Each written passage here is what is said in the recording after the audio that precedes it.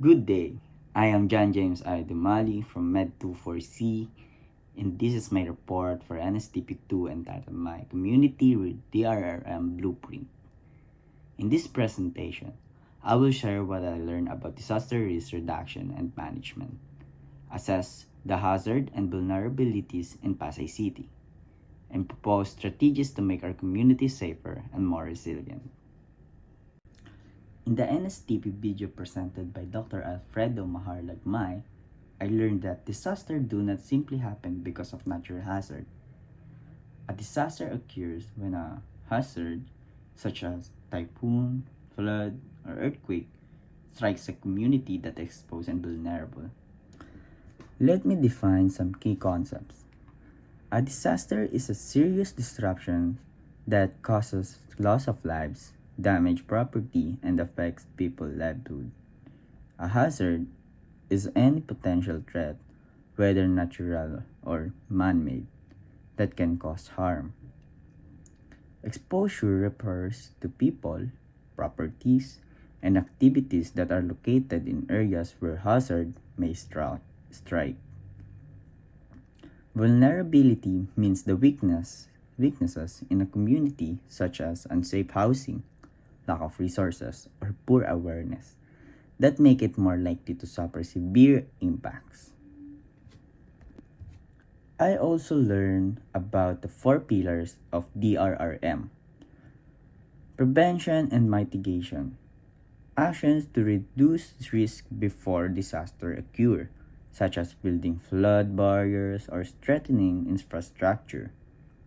Number 2, preparedness, planning, training, and organizing so that people know what to do during a disaster. Response, the action taken immediately during and after a disaster to save lives and minimize damage.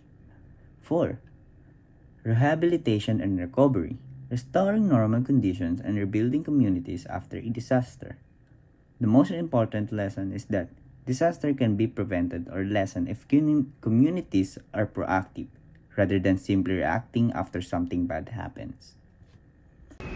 Community Hazard and Vulnerability Assessment.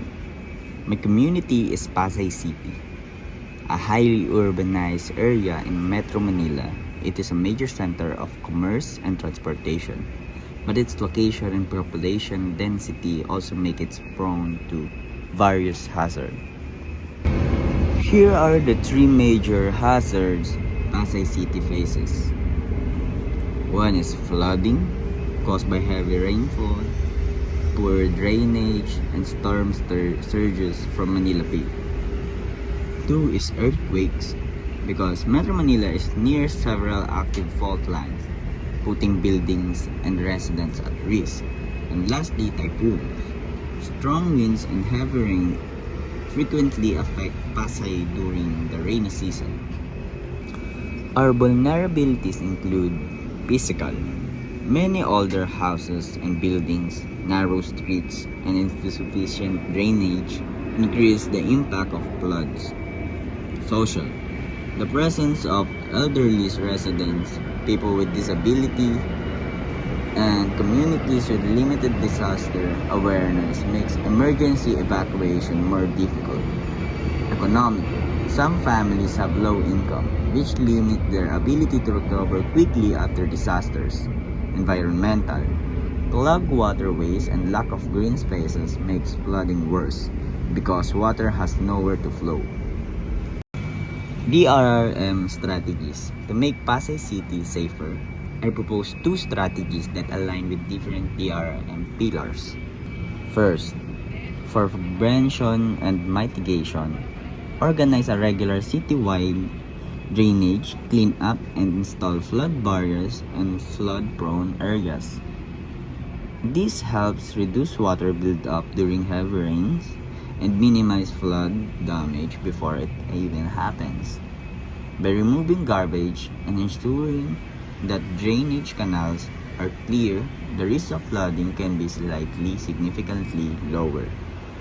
Second, for preparedness, create a community-based early warning system and conduct regular evacuation drills for both earthquake, and floods.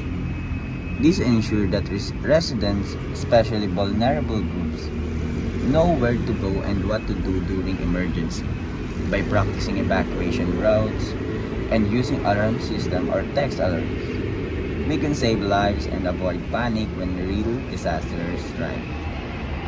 These strategies are important because they are proactive. They directly address Pasay City's physical and social vulnerabilities and show how disaster risk can be managed, not just endured.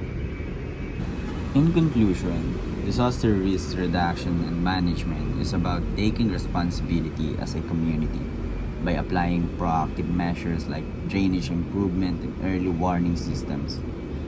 Pasay City can better protect its residents and recover faster from disaster. Disasters are not purely natural events.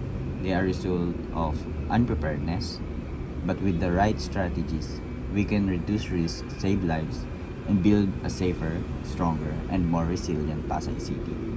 Thank you for watching.